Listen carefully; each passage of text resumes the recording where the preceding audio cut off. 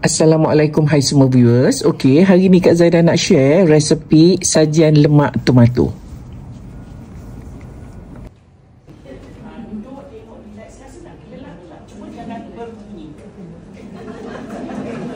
Okey, kita panaskan minyak. Yang puan nampak sekarang ni minyak agak banyak. Ini adalah untuk 2 ekor. Okey, kita nak tumis bawang yang kita dah bincang. Okey, kita tumis sampai dia layu ya. Kita nak blend. Bawang putih, halia dan juga sedikit bawang Holland. Bawang Holland jangan kisar banyak-banyak, nanti dia banyak air.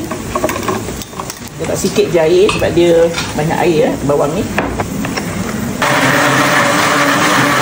Okey, dia macam ni puan. Jangan tunggu dia coklat lah, lama nak tunggu dia coklat sebab ni bawang Holland. So kita masukkan yang kita kisar ni tadi. Kita tumis sikit lagi sampai dia pecah minyak puan. Okey, kita nak masukkan rempah ni tadi. Masuk rempah, kena kecilkan api. Sebab yang ini tak boleh kena minyak yang terlalu panas. Kita nak masukkan serbuk lada, serbuk jintan putih dan juga lada hitam. Saya kecilkan api ya, nampak tu.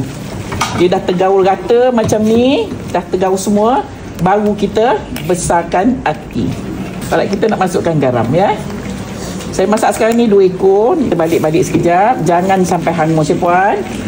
Kita nak masukkan tomato paste atau tomato puri. Ini kita nak dapatkan rasa masam. Okay, kita tumis sekejap. Kita nak masukkan tomato yang kita dah potong. Saya nak masukkan sedikit air dulu. Sebab kita ada rempah, jadi kita masukkan sedikit air. Dan kita kacau dia macam ni ha. Kita masuk air kan dia cair. So kita kacau sebentar sampai dia pekat sikit balik. Okey, kita akan masukkan ayam. Masukkan semua, balik-balikkan. Okey, kita dah rata semua. Kita nak masukkan santan. Santan terpulang. Lauk ni lauk lemak yang berkuah sedikit. Saya pakai satu kotak ni sebab satu kotak ni 400 gram. 400 ml.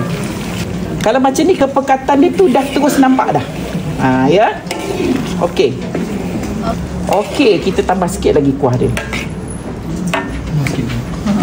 Tambah ikut masing-masing ya. Saya nak masukkan daun sup. Last ya. Nak bau dia, bau dan ada sedikit warna hijau.